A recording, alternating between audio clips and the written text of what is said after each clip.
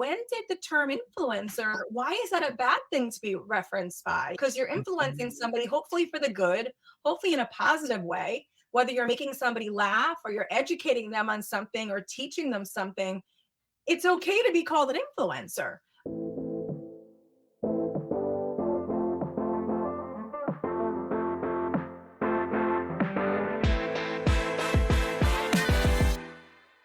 Welcome back to the show. Hope everyone is having a wonderful week so far. So, we have some exciting news. We are officially going to be updating the name of the She Speaks podcast to include the influencer effect. And that is because a lot of what we have been covering on the show for the last several weeks, as well as what we would like to be covering in the future, is what it is like to be a female creator, an influencer. So, somebody who has built a social media following because they want to share their life, their perspective on a particular topic, and they've built large audiences. And we're just fascinated with how these women are earning a living doing this, setting their own rules in terms of living the life that they want to and supporting their families doing that and supporting themselves doing that. So we're going to get into their stories in more detail. So still great stories about women, but a little bit more of a specific focus on women who are creating and influencing online. There's just been so much conversation about influencers lately. It is the space that we work in with She Speaks on a day-to-day basis, and we have the privilege of working with over 250,000 female influencers and creators,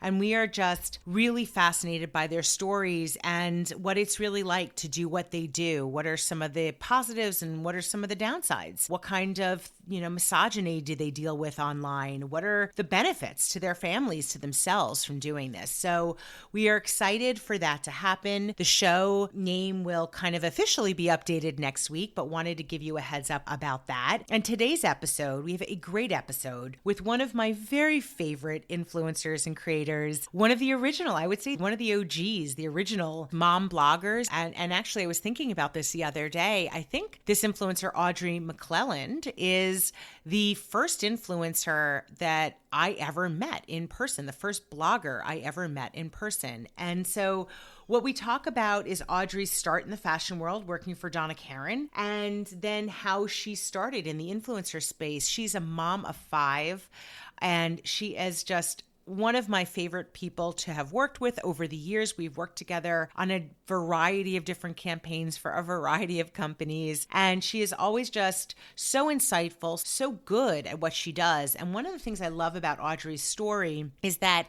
she's a great example of an influencer who started online, started her social media, her blog, and started that online, has been of great help to so many other influencers, other women who have come behind her, and she's kind of given them that helping hand and that support, but also how she now has made the jump. She used a lot of that social media following that she had and her great presence on camera to parlay that into, she's now a morning show host on The Road Show in Rhode Island. So I'm really excited for you to hear this conversation with Audrey. With that, we're going to jump right into it. Here we go.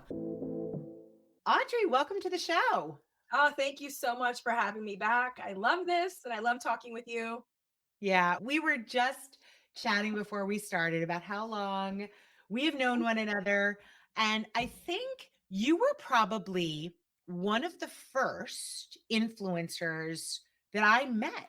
I don't think I knew a lot of other influencers, but I met you and I thought, this just must be how everyone behaves. But you were ahead of the curve. How did you get started? Yeah, it's funny because even when I've talked to people, and I want to say young people, but now it really is like teenagers that really want to do this. The evolution of social media for me has really been the names that would been called and what would gone by. Because originally it was a mommy blogger and then a mom blogger because they thought that mommy, which I always cringed when I heard that mommy blogger, oh, you cute little mommy in the corner. And then it evolved into a digital influencer or content creator or now an influencer. But yeah, I started as a mom blogger back in, gosh, 2006 is when I really got out of the gate. I had just had my son, Alexander. And to be honest with you, I believe, if I remember correctly, the first website I ever created was when I was pregnant with Alex. And Alex is about to turn 18.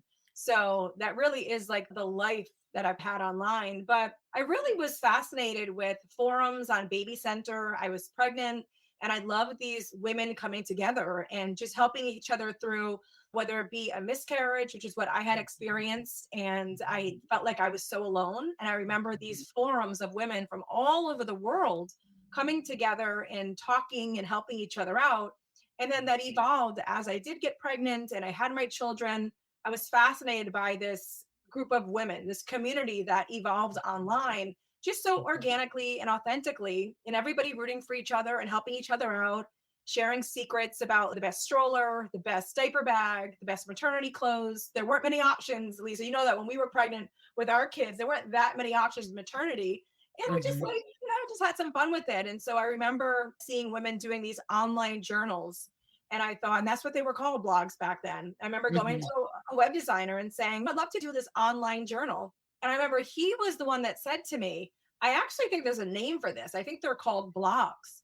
And it was such a foreign name to me at that time, but that's essentially what it was. And that is quite Mhm. literally just how it all started all those years ago, was just wanting to share my story. We just Mhm. wanted to feel part of a community. And that's Yeah. really what it all started.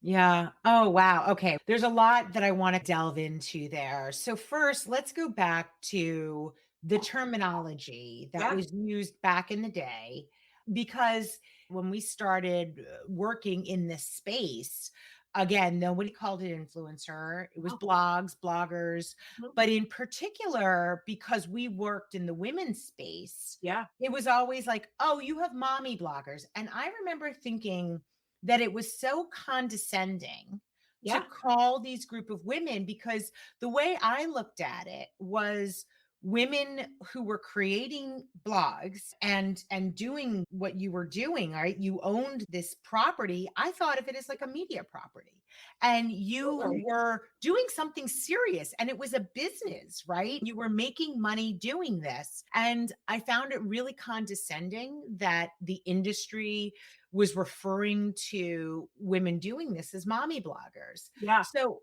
I just want to get your perspective first on that kind of approach, right? Because now fast forward to where we are today, Right. we Oh, know that over 86% of influencers are female. And I feel like there's still a lot of misogyny is the right word, but there is this everyone seems to always want to be saying this is not a serious space, it's baloney, it's this, it's that. And I wonder how much of that is tied to the fact that it's really driven by women. that's a really good point and such a great perspective to have on it. But you are 100% correct. I do remember at the very beginning when so many of us were called mommy bloggers. At the end of the day, what people didn't know, a lot of us left corporate America. I remember I was friends with Colleen Padilla. We're still very good friends to this day. And Colleen, I remember like chit chatting with her once and being like, I don't know where this term has come from. Mhm. Because to your point, we are running businesses. We do have digital properties. We have digital properties that businesses want to align with and they want to pay Mhm. us to do content for them. Mhm. There were media companies at that time that were looking to create what we were doing and almost replicating it on their own websites and bringing groups of women together in focus groups and really asking us, how are you doing this? What are you doing? And almost fascinated that many of us knew how to maybe do affiliate sales or anything like that. It was the Wild West back then. And I think in many ways it still is for a lot of people. And the internet Mhm. is the Wild West. You don't know what's going to hit, you don't know how and why it does. But even when you fast forward to present day, and this is the one thing that I wish people really understood, is that just as if I was going to go to Main Street and open up a bookstore, that would be my profession. This is what I do. It's what I love to do. And I've always thought of what I've done as an influencer, so to speak, nowadays. This is the profession I chose. I love it. I get to create whatever Mhm. I want. Instead of having a brick and mortar building, I create in a different way. But Mhm. it's funny because even after the bubble of COVID, and we saw a huge crop of influencers emerge from that, because Mhm. what a time to really be online and create. It was always funny to me because I would see so many new influencers come out and be horrified that people were referring to them as influencers, almost like it was a bad thing because they didn't Mhm. define themselves as that. They happened to stumble into the space and create really great content that obviously was attracted to somebody because it was getting millions and millions of views. But I remember thinking, like, when did the term influencer, why is that a bad thing to be referenced by? Because you're influencing Mhm. somebody, hopefully for the good, hopefully in a positive way, whether you're making somebody laugh or you're educating them on something or teaching them something. It's okay to be called an influencer. It's Right. okay. It's okay to have your job where you're influencing somebody in something that you absolutely love or have a passion for. It's funny, the evolution has completely been all over the place in terms of what do we call this group of people, this Right. group of women. But to your point exactly, when I started, some of the women, like the amount of money that they were making was unheard of to me. This is a serious business. This is not a Mhm. little hobby that this cute little mommy's doing from the corner of her bedroom. This Mhm. is a sustainable business. Yeah. And it's, yeah, it's crazy to actually think back as to what we've had to go through. And so, given that you have been a personality online for as long as you have, and you have a very large following, do people react differently now to content you post versus maybe towards the beginning? Have you seen like a shift in terms of how people react to your content? I definitely do. I think that content back then when we started, there was really nobody else doing it. So you could create, I kind of joke and I would say, oh my God, I watched the first YouTube videos I put up and I'm like cringing. Oh my God, I can't believe I made this go public.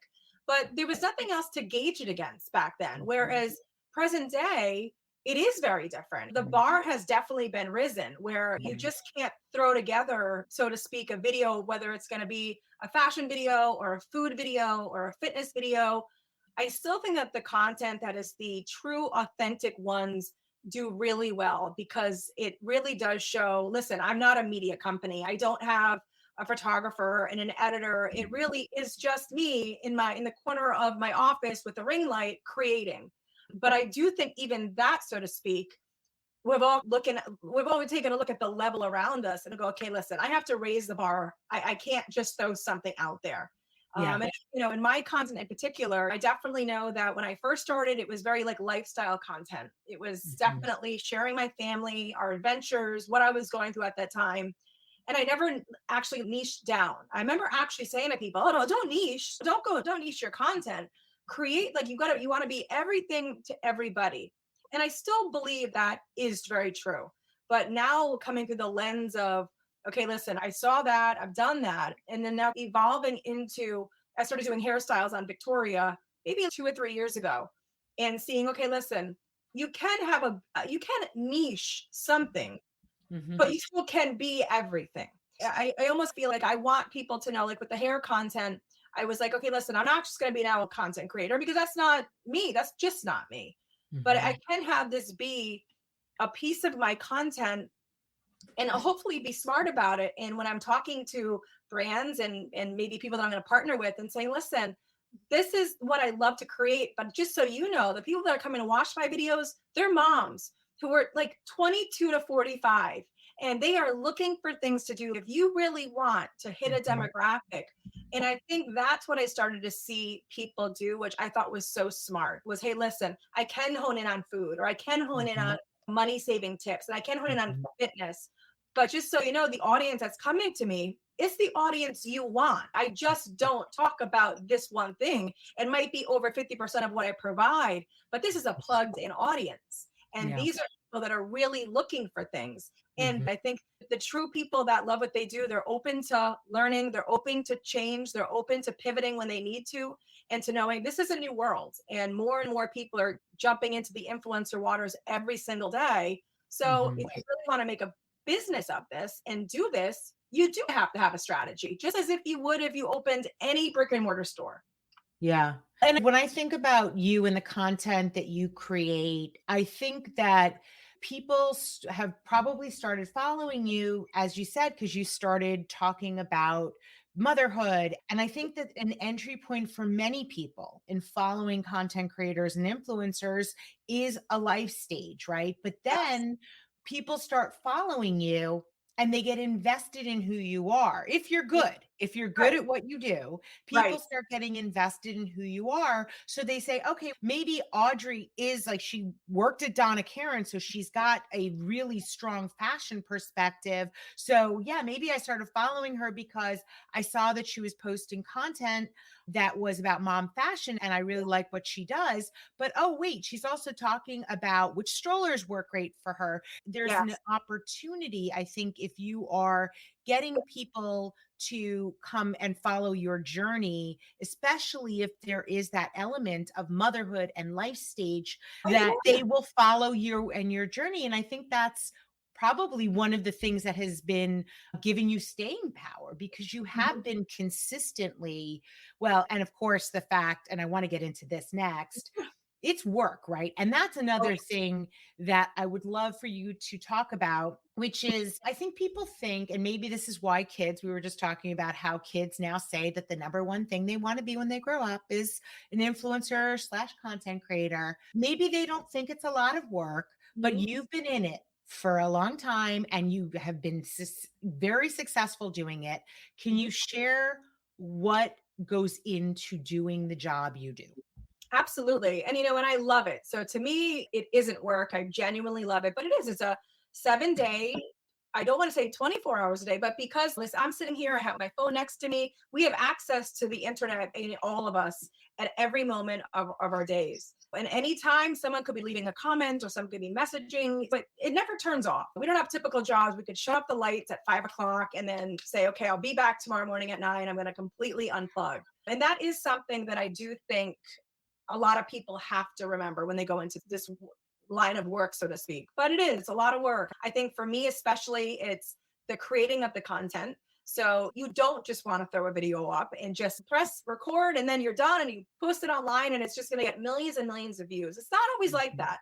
And it's funny mhm, because a lot of these young kids, they find those content creators like, no, this is how it happened for them.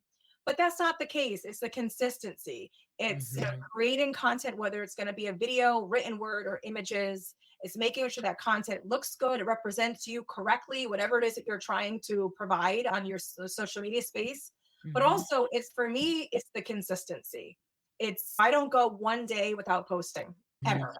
And mhm, and I just don't. And I always think in my head that it's like fishing poles. Every time I post anything, whether it's on Pinterest or Instagram, Facebook, YouTube, TikTok, my blog, it's like little fishing poles that I get to throw out every single day to hopefully catch more fish that will then come mhm, to my channels, either follow me or go check out my mhm, other social media apps. So mhm. it is the consistency of, I always say to people, you want to at least post 3 to 4 times a week.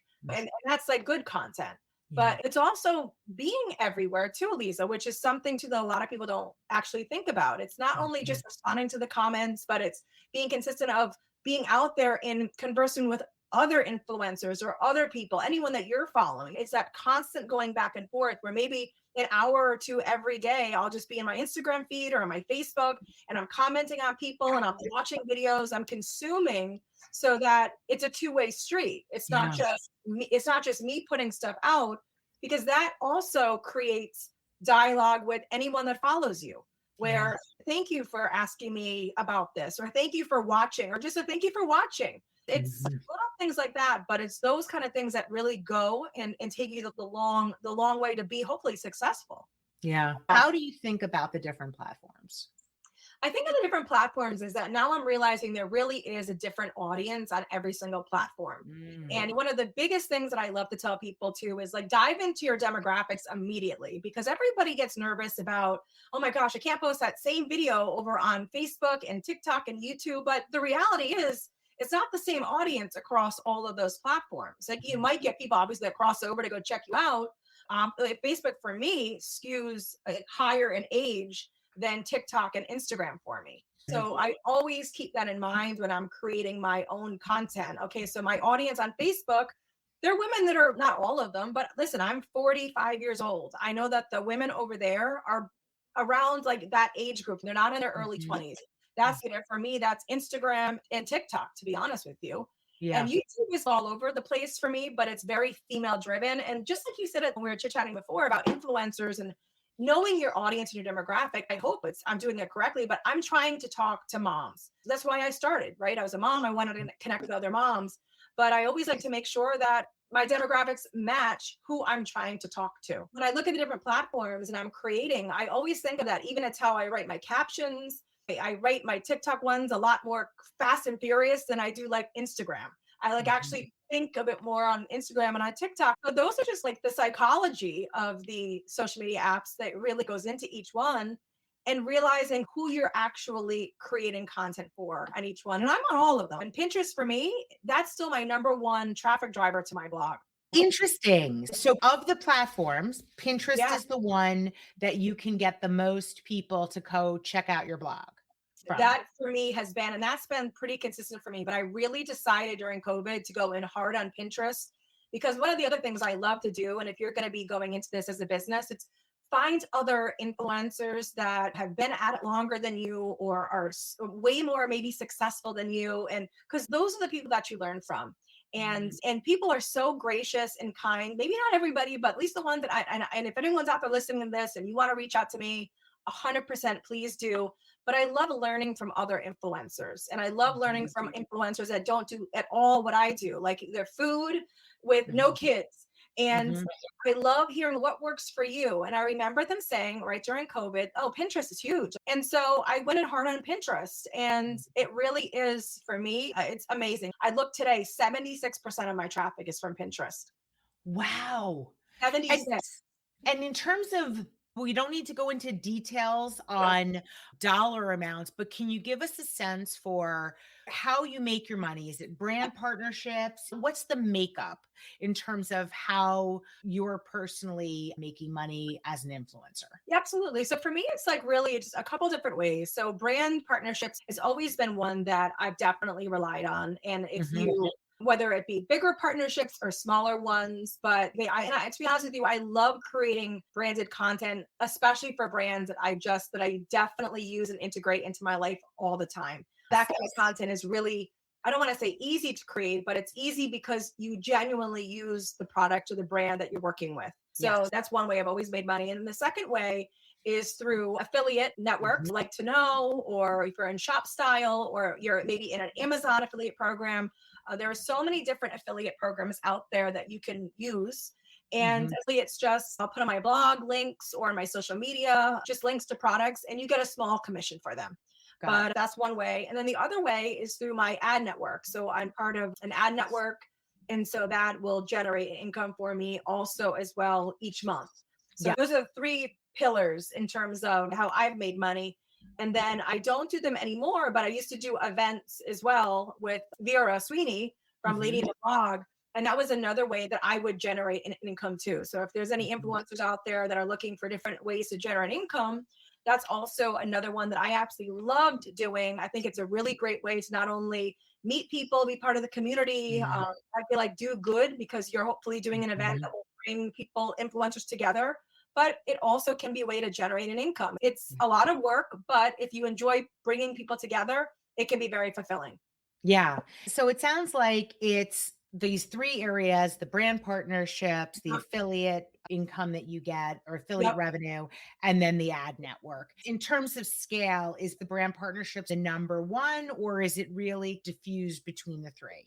What's funny, I would say between the ad network and the brand partnerships, it will change month to month. But I will say for me personally, the brand partnerships, that has Mhm. always been my biggest generator of income was Yeah. partnering with brands and companies. Yeah. Yeah. And you have such a great reputation in that way. I think one of the things people need to understand as an influencer is there is a lot of work involved in brand partnerships. I know you have some ongoing brand partnerships. Duncan and also BJ's Wholesale Club, I have worked with the two of these consistently for over, I'd say, 5 or 6 years now. Mm, And they were two companies that I have used, frequented, drank, at least the Dunkin' for years and years. And it was an easy partnership integration because it's something that I genuinely use. I think that's the biggest misconception, I think, for people that don't understand the influencer world is I think that they think it just must be super like easy to just maybe find a brand partnership or create content for one.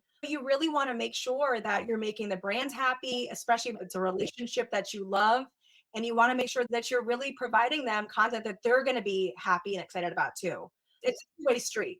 Yeah, and I want to delve in a little bit into how you think about brand partnerships because, and Dunkin' is a great example. I mean, you're from New England, and Yep. so Dunkin' is huge in New England. That's Oh, yeah. right, started in New England and then worked its way maybe throughout the rest of the country. I don't True. know if people know that, but it is a brand that you can tell when I see your content for Dunkin', it's so clear to me, Audrey's a Dunkin' consumer. Like this is Yes. a perfect brand deal ongoing. And it's almost like an ambassadorship, right? A brand Yeah. ambassadorship because you do Yeah. ongoing content for Dunkin'. How do you think about creating content? When you think about, okay, Dunkin' wants me to do a post. Yeah. This is their main message.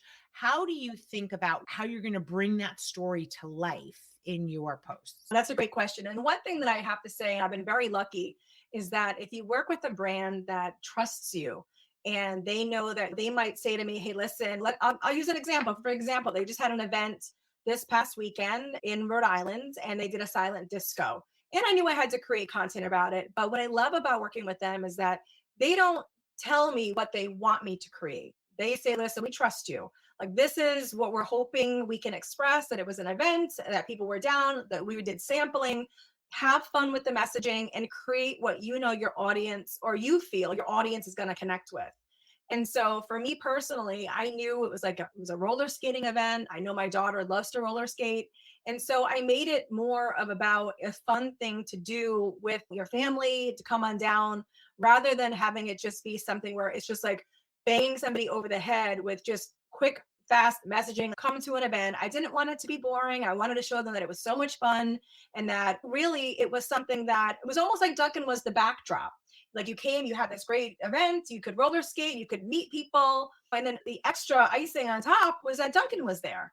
And that's when you're working with a brand and you're working with anybody, that's always my first question is, do you have a particular vision or are you open to allowing me to marinate on what it is messaging you're trying to hit and then coming together to see if we're aligned?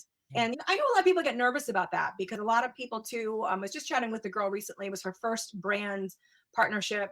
She was so nervous about it. Like I was trying to tell her, you want this to be just as good for you as it is for them. So go to the table with a bunch of ideas and just let them know where your mind is. And if a brand is going to hire you or partner with you in some way that is them saying, we trust you. Like we want your content. We're working with you for a reason. So go create why we're being with you is because we trust you. We know what works. So go do you. And I think you do this probably intuitively at this point, Audrey, because you've been doing this for a while. And I think the point of just this idea, thinking about the Duncan example, it was meant to be an experiential type of thing, right? The Yeah. message was, hey, we're doing the silent disco. Yes, it was brought to you by Dunkin', so their branding was all over the place. Yeah. And really, you intuitively understood by going and bringing your daughter with you who loves to roller skate, you're getting the message across, which is, Right. hey, Dunkin' provides not just great coffee, but there's an experience of loving a day with your family, an experience with your family by coming and Absolutely. doing this.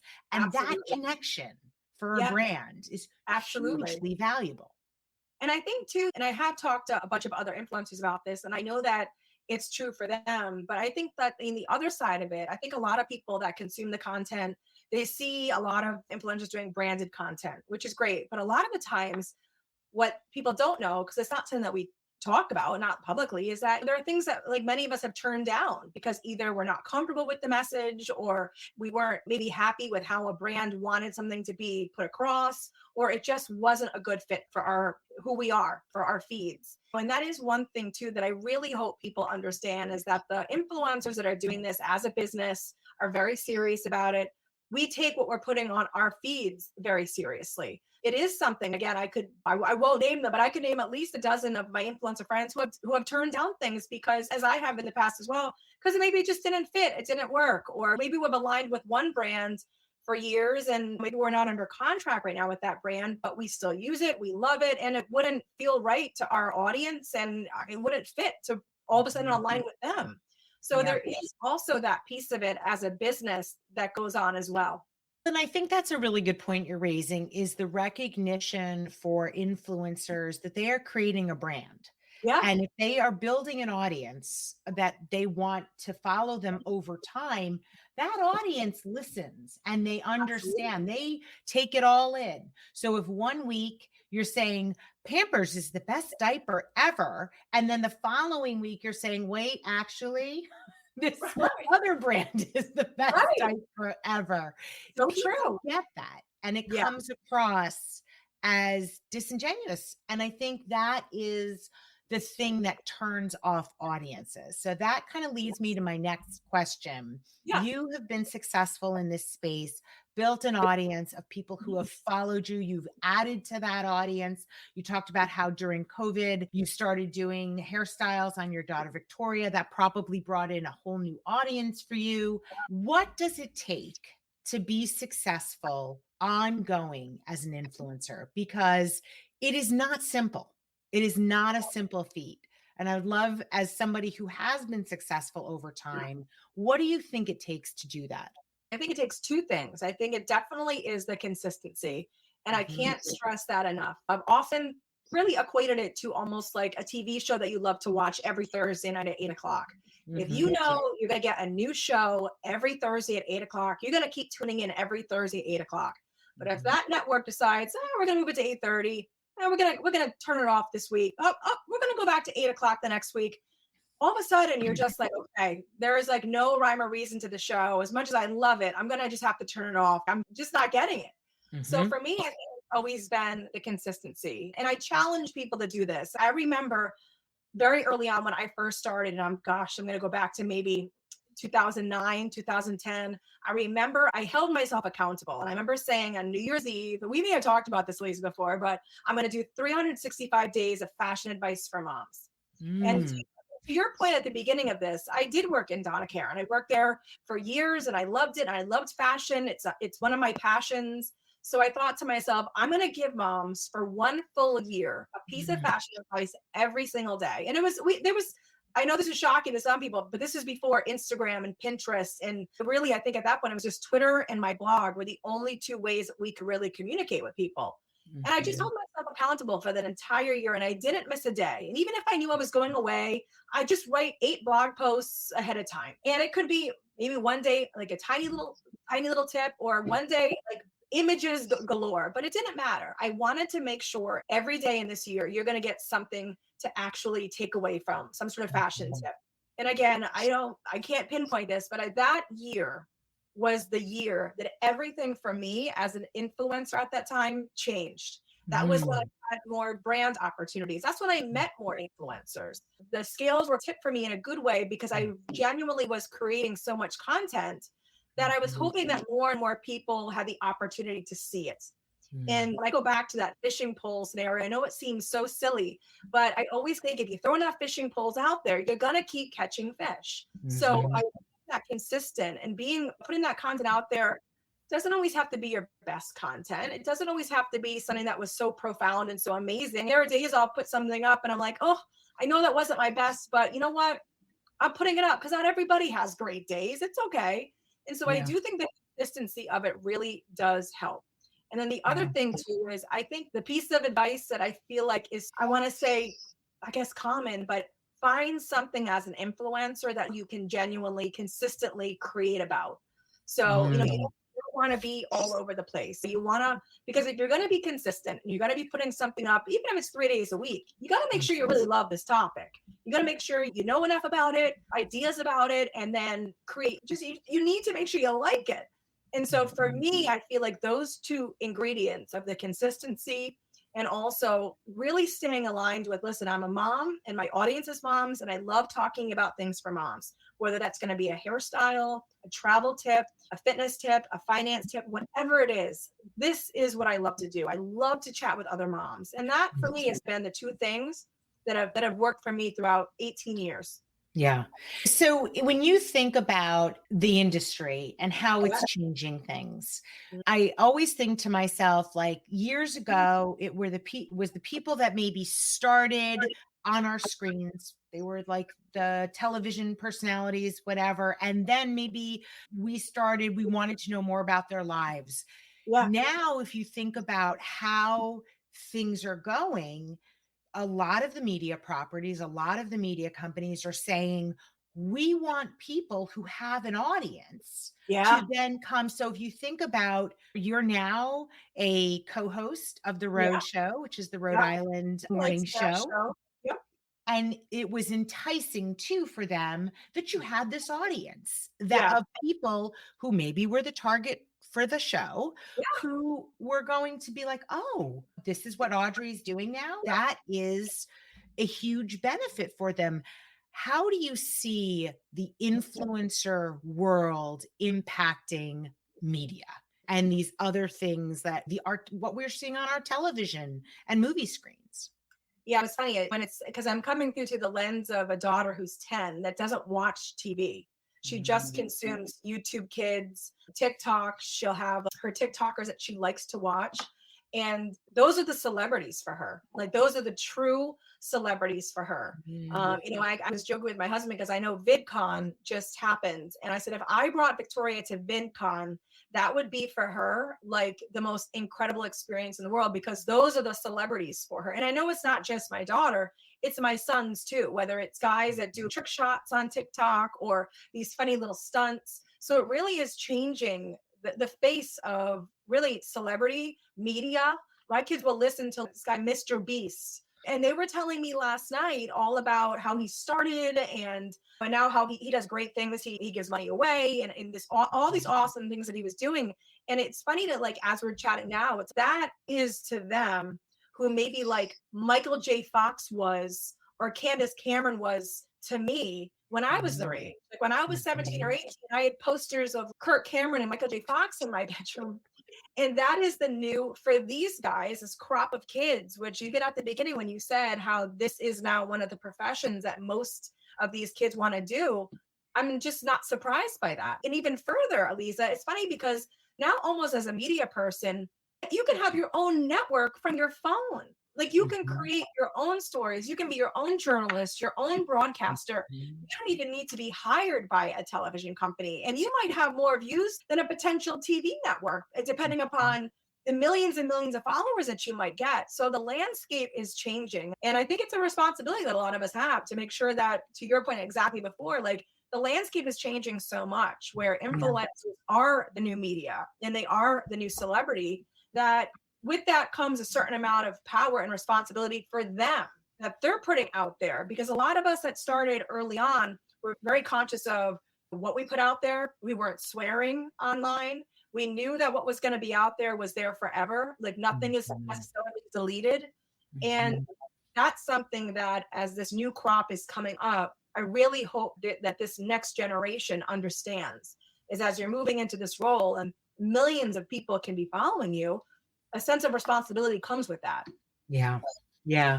So on that front, if you had a child, I know you have 5, if one of them said, Mom, I want to be a full-time influencer or content creator, what would your reaction be? I would be okay with it. I really would. But I've never really shared this before. Probably not that anyone's ever asked me this before, but I feel like even now what I'm doing with Victoria, because my content has really shifted so much into mommy and me and us doing stuff together, because the boys have really not wanted to necessarily be on the social as much anymore as they used to be. And probably because I always had maybe a camera in their face or that was always doing stuff with them.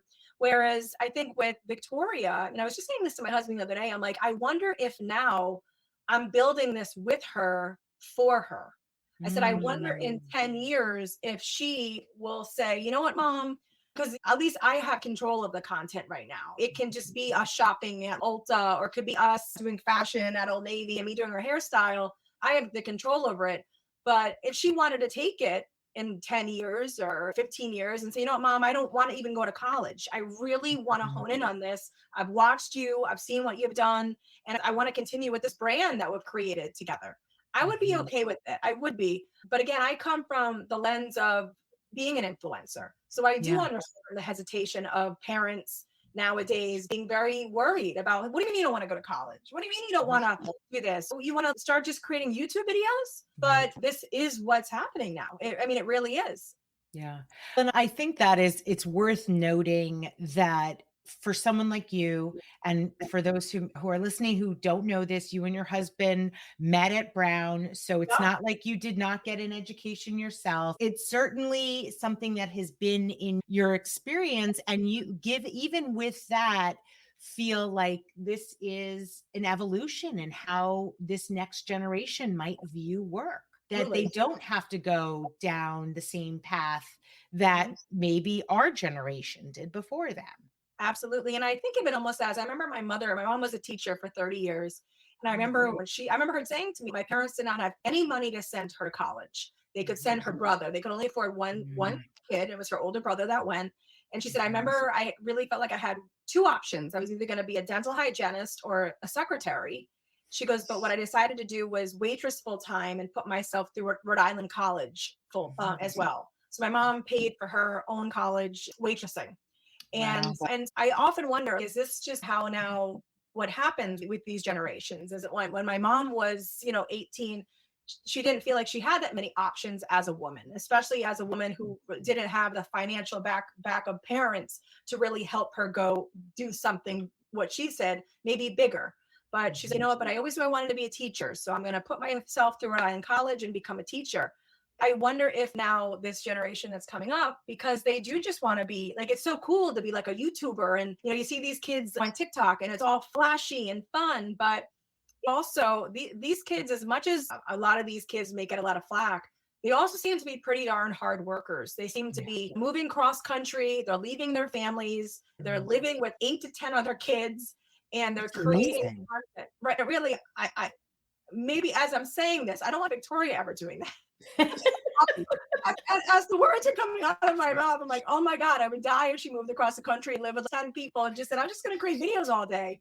Maybe this is where we are in the world, where we kind of just have to Mhm. go, okay, try it, see what happens. Well, Audrey, I am so grateful for you spending this time with me today. I would love if you could tell people where they could follow you and see your content if they want to after hearing your story. No, I love that. So my blog is momgenerations.com. And then my social media, which would be Instagram, TikTok, YouTube, is just my name, Audrey McClelland. And then my Facebook is also Mom Generations. And yeah, and I post every day, all day. So hopefully you'll catch me out and yeah, come follow. I love that. Thank you. Thank you so much.